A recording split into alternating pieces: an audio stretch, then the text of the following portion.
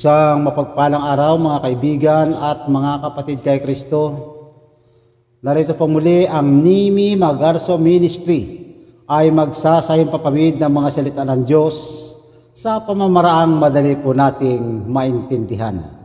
Ang ating pong paksa ngayon ay ang 144,000. Sino sila? Bakit sila naging espesyal? At ano ang kanilang papel sa huling panahon? Bago po tayo magpatuloy, tayo po muna sa mandaling manalangin. Amang banal na makapangyarihan ka po sa lahat. Maraming salamat po sa oras at panahong iyong ipagkakaloob. Naway pumaylan lang ay mga salita at makarating sa bawat sulok ng tahanan.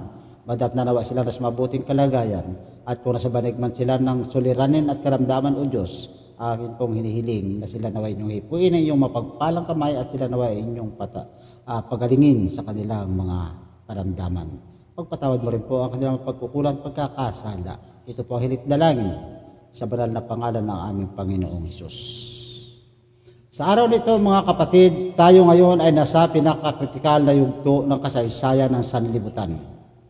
Habang ang mundo ay lumulubog sa kasamaan, habang ang mga palatandaan ng wakas ay lumilitaw, isa-isa, ang langit ay naghaharap na isang bayan na tapat, hindi masusuhulan at handang tumayo para sa katotohanan, bagamat ang langit at lupa ay mapaparang. Sa mga huling araw na ito, may isang grupong binabanggit ang Diyos, isang natatanging hukbo, isang banal na hukbong hindi yuyuko sa larawan ng hayop, hindi tatanggap ng tatak ng halimaw at mananatiling tapat kay Kristo. Sila ang 144,000. Ngayon ating siyasatin, sino kaya sila? Ano ang kanilang katangian? Kailan ang pagtatatak sa kanila? Bakit sila natatangi? At totoo bang sila lamang ang dadatnang buhay sa pagbabalik ni Kristo? Huwag natin pagdududahan ang langit ay may malinaw na sagot. Opo, mga kaibigan at mga kapatid kay Kristo. Sino ang 144,000? Na binabanggit po ito sa Apokalipsis Kabanatang 7 at sa Apokalipsis Kabanatang 14. Sa Apokalipsis Kabanatang 7 ang talata po ay 4 at narinig ko ang bilang ng mga tinatakan 144,000 na mula sa lahat ng lipi ng mga anak ni Israel. Dito din po sa Apokalipsis Kabanatang 14 ang talata ay 1. At nakita ko at narito ang kordero ay nakatayo sa bundok ng Sion. At kasama niya ang 144,000 na may pangalan niya at pangalan ng kaniyang ama na nasusulat sa kanilang mga noo. Hindi po mga kapatid ito literal na dugo ng Israel, kundi espiritual. Mga tapat na anak ng Diyos mula sa bawat bansa. Masumpungan po natin sa Galatia, Kabanatang 3, ang talata po ay 20. Opo, hindi po ito literal na dugo ng Israel, kundi tayo po sa kapanahunan, sa huling kapanahunan ito, ay nakalakip sa bansang Israel sa pamagitan ng espiritual na pagsunod na kalagayan. Opo, ito po ang sinasabi ng ating propetisa si Ellen G. White.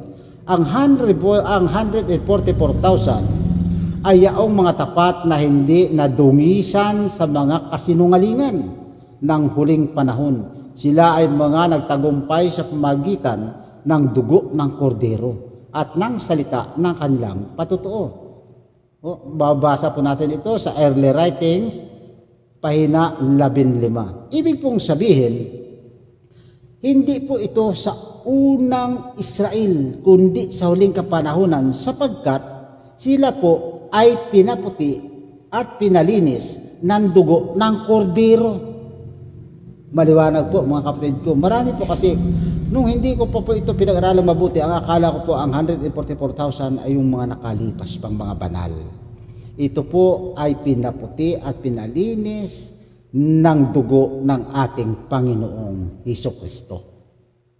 Yan. Ano ang katangian ng 144,000? Una, hindi nagkasala sa harap ng Diyos. Napakahiwaga po nito mga kaibigan, sapagkat wala namang taong walang kasalanan, kundi si Kristo lamang. Dito po sa Apokalipsis, Kabanatang 14, ang talata 5, at sa kanilang bibig ay walang nasumpungang daya, sila'y mga walang dungis. Opo, walang dungis. Sapagkat sila ay pinabanal na ng dugo ng ating Panginoong Hesukristo. May tatak ng Diyos sa noo. Literal bang tatak ito? Ating pong pag-aralan, nasubaybayan po ninyo. Hindi literal na marka, kundi pagpapatunay na banal na karakter.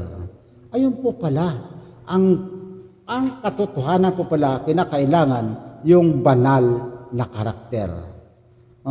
Dito po sa Efesyo, Kabanatang 4, ang talata po ay 30. At huwag ninyong pipighatian ang Espiritu Santo, na siya ninyong tinatakan hanggang sa araw ng pagkatubos. Ano daw po ang sabi? At huwag ninyong pighatiin ang Espiritu Santo, na siya ninyong tinatakan hanggang sa araw ng pagtubos. Kaya nga po tayo, kapag pinipighati po natin ang Espiritu Santo, sinusuway natin ang utos ng Diyos, wala po sa atin ang tatak. Pero kung ikaw ay masunurin sa mga karakter o ugali o di kaya'y sa utos ng Diyos, meron kang tatak ng Espiritu Santo. Sila ay malalapit kay Kristo. Yan po ang katangian ng 144,000. Sila'y nagsisisunod sa kordero saan man siya pumaroon. Saan po matatagpuan? Apokalipsis, Kabanata 14, ang talata 4. Anong patutuon ni Ellen G. White?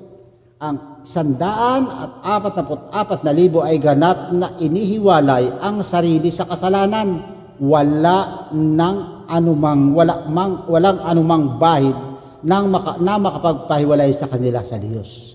Opo, yun po palang katangian ng 144,000 ay ganap na hiwalay ang sarili sa kasalanan. Kaya nga po sila'y walang bahid na kasalanan sapagkat inihiwalay nila ang kanilang sarili sa kasalanan. Walang magiging dahilan o bahid na makapaghihiwalay sa kanila sa Diyos. Saan po matatagpuan yan? Great Controversy, page 649. Pahina is 640. Ano ang pangatlong katangian ng 144,000? Bakit sila naging espesyal? Dahil sila ang huling henerasyon na mabubuhay ng walang nakitang kamatayan. Hindi po sila mamamatay. Sila po yung madadatnang buhay ng ating Panginoong Hesukristo. Bakit? Dahil napanagumpayan nila ang kasalanan sa pamamagitan ng kapangyarihan ni Kristo. Napanagumpayan po nila. Dahil haharapin nila ang puot ni Satanas sa panahon ng kapighatian. Makipaglaban po ito sa dulo ng labanan ng sanlibutan ito, na hindi mananagumpay sa kanila si Satanas. Ito po ang katangian ng 144,000. Kaya subaybayan po ninyo ito, paano kaya tayo mapabilang dito? Paano kaya mapanagumpayan ko, mapaglabanan ko, na ako ay mapabilang sa 144,000? Tatalakayin po natin yan sa susunod na mga paksa. Ano pa? Dahil sila ang patutuo sa sanlibutan na ang kautusan ng Diyos ay kayang sundin sa pamamagitan ng biyaya ng ating Panginoong Hesukristo. Opo. Kagaya na lang po ng labanan sa huli, gaya na ating madadaanan po pag-aaral, ay ang Sabat, magiging labanan po yan. At ang 10 utos, ito po'y mapapanagumpayan ng 144,000 nakatayo na dalat ng buhay ng ating Panginoong Hesukristo. Kaya subaybayan po ninyo ito, malalaman natin sila lang ba ang maliligtas sa huli kapanahonan, ang 144,000? Yan, maganda po yan. Malalaman po natin. Ano po ang sabi ng Isaias, Kabanatang 33, ang talata 16? Siya'y tatahan sa mga kaitaasan, ang kanyang kuta ay ang mga malaking bato, ang kanyang tinapay ay hindi kukulangin, ang kanyang tubig ay tiyak. Yan po ang magiging kalagayan ng 144,000. Hindi sila pababayaan ng Panginoon. sila'y titira sa mga bitak ng bato. Tatahan po sila sa mga, siya'y tatahan sa mga kaitaasan, ang kaniyang kuta ay mga malalaking bato. Magtatago po yan dyan. Ang kaniyang tinapay ay hindi magkukulang. Ang kaniyang tubig ay tiyak na mayroong maiinom. Yan. Bakit sila nag-espesyal? Doon pa lang po sa pagkain at sa kanilang taguan ay talagang espesyal na po sila. Yan. Dito po sa ika-4, ano po sabi dito? Kailan ang pagtatatak sa 144,000? Ayan, dapat po natin subaybayan. Baka mamaya nalagpasan na pala tayo o baka mamaya darating pa lang. Makapaghanda po tayo. Ngayon ang panahon ng paghahanda, kapatid ko. Ngayon ang paghahanda.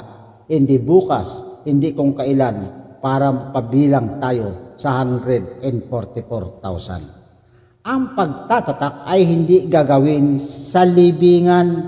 Opo, tayo'y buhay pa, tayo'y tatatakan. Kundi habang tayo nabubuhay bago ang pagsasara ng pintuan ng awa. Opo, bago po mag-close of provision, ang bayan ng Diyos ay tatatakan. Yan po, ngayong huling kapanahunan, ang tatatakan ay ang 144,000. Espesyal po sila. Hindi lang po naman sila lang. Patuloy po ninyong subaybayan. Dito po sa Apokalipsis, Kabanata 7, ang talata 3, huwag ninyong saktan hanggang sa aming matatakan ang mga alipin ng ating Diyos sa kanilang mga noo. Ayan po, sa ibang mga salin ay pinipigilan ang 4 na sulok ng hangin at nagsisigaw na huwag munang bitawan hanggang sa matatakan ang 144,000 sa kanilang mga noo. Ano po sabi dito ni Ellen G. White? Anong babala?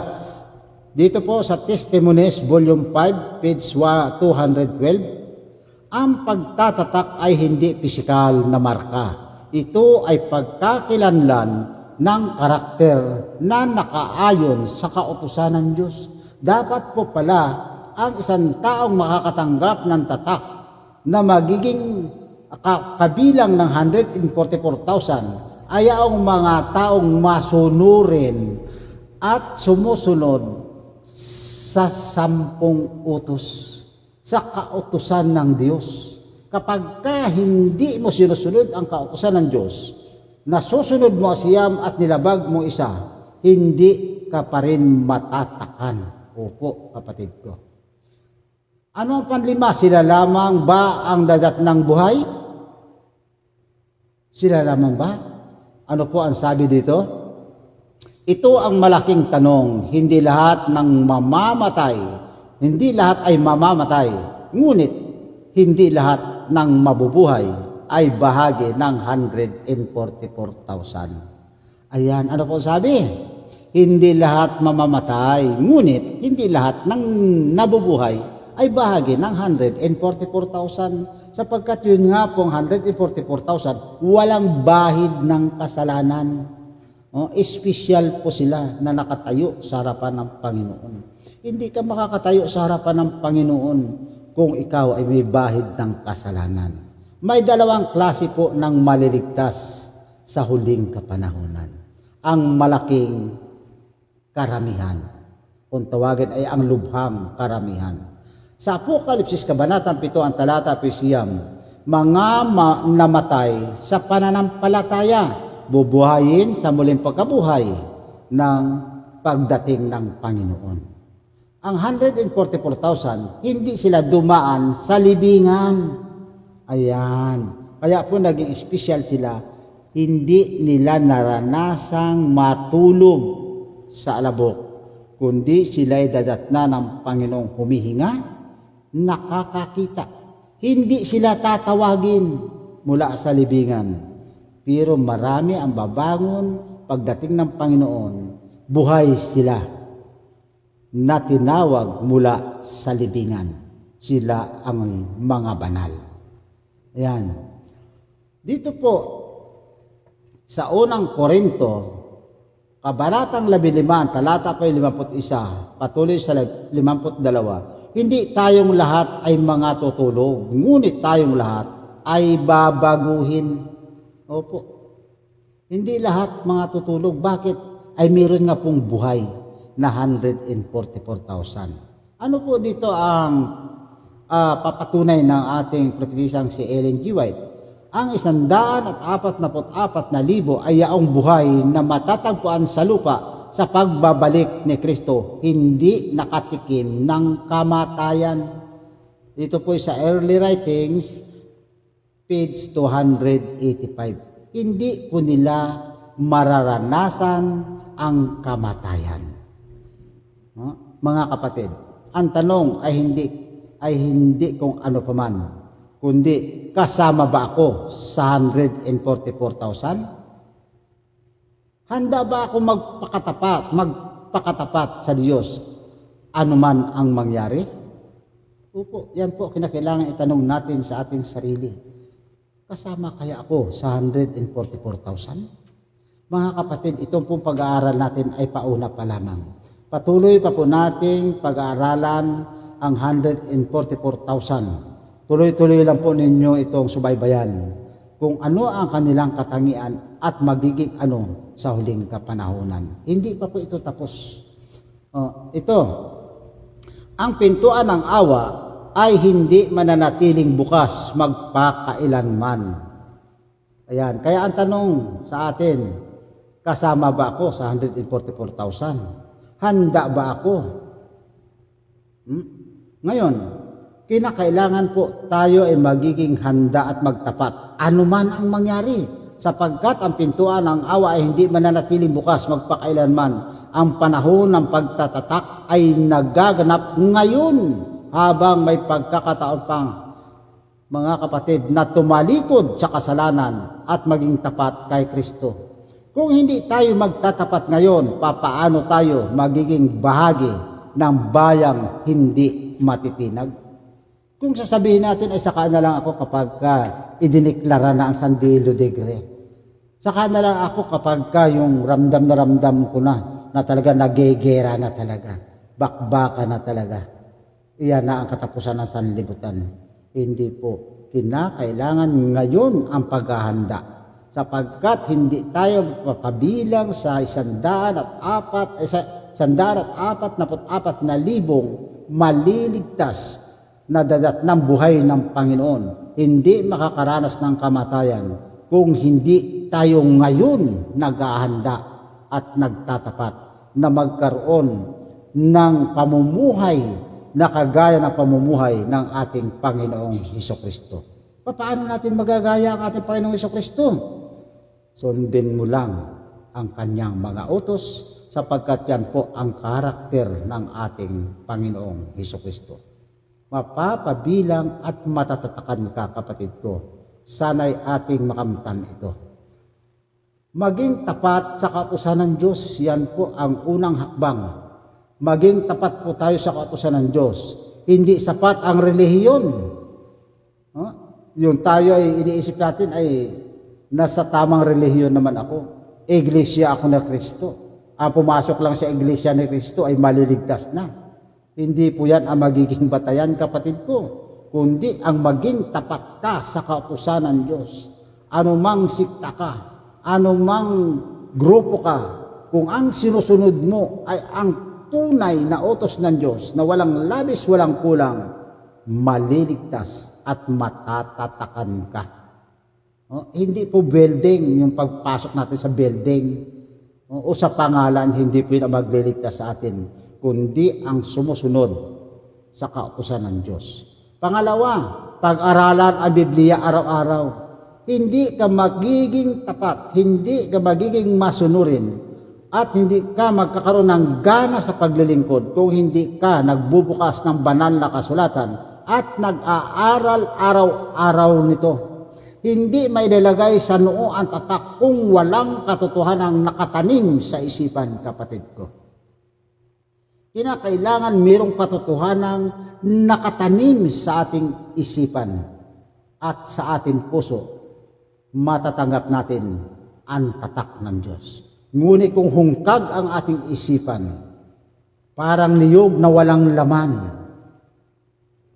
hindi tayo makakatanggap ng tatak ng Espiritu Santo sa huling mga araw. Pangatlo, maging matapat kahit sa harap ng kamatayan. Darating ang araw, mga kapatid ko, maraming tatalikod, maraming tatakas, maraming magtatakwil sa katotohanan dahil gusto nilang iligtas ang kanilang sarili. Subalit sa kabila nito, sa ating pagsusumikap na iligtas ang ating sarili sa tiyak na kamatayan, ay lalo pong mawawalan tayo nito. Pero ang mawawalan ng buhay ay magkakaroon nito pagdating ng ating Panginoong Hesukristo. Maging matapat kahit sa harap ng kamatayan, ito ang tatak ng mga banal. Kung sino ang may pakinig, ang sabi ko dito ay makinig. Ito po nakasaad sa Apokalipsis, Kabanata 13, ang talata po ay 9. Walang pwedeng matakbuhan sa araw na iyon. Walang makakatago sa liwanag ng kanyang kaluwalhatian. Ang tanging ligtas ay ang mga may tanda ng Diyos.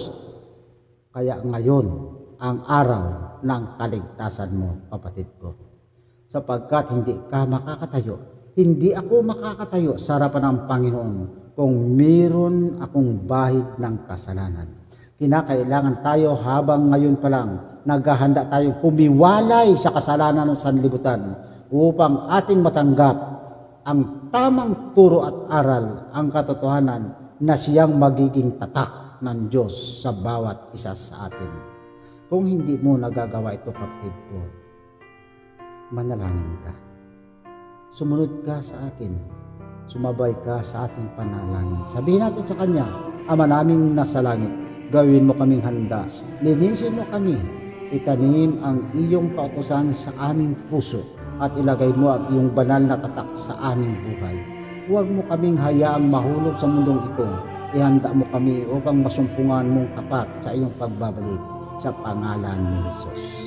Kapatid, kung ikaw'y sumabay sa akin sa oras nito, magkakaroon ka ng kaginawahan, magkakaroon ka ng kapanatagan, umiwalay ka sa kasalanan ng sanlibutang ito. Magsilabas tayo sa kanila at ating harapin ang katotohanan upang ating maisakabuhayan ang karakter ng ating Panginoong Hesukristo at tayo ay magiging handa at ihahanda ng Panginoon sa pagbuhos ng huling ulan na siyang banal na Espiritu. Mga kapatid ko, nagustuhan ninyo ang video ito, naway i-share nyo ito sa iba dahil ito po ay may mga kasunod pa. Patuloy po natin tatalakayin ang 144,000 at ang lubhang karamihan at ang pag-uusig na darating. Sunod-sunod po ito natin pag-aaralan. Subaybayan po ninyo at ito ang magpapatibay sa inyong paglilingkod at pananampalataya upang sa ganon sama-sama nating tanggapin ang tatak na inihanda ng Panginoon sa bawat isa sa atin. Huwag natin hintayin magsara ang pintuan ng awa bago tayo pumilos, kapatid ko. Ngayon, ang araw ng kaligtasan mo, kapatid ko. Ito ang aking dalangin sa pangalan ng ating tagapagligtas na si Jesus. Amen.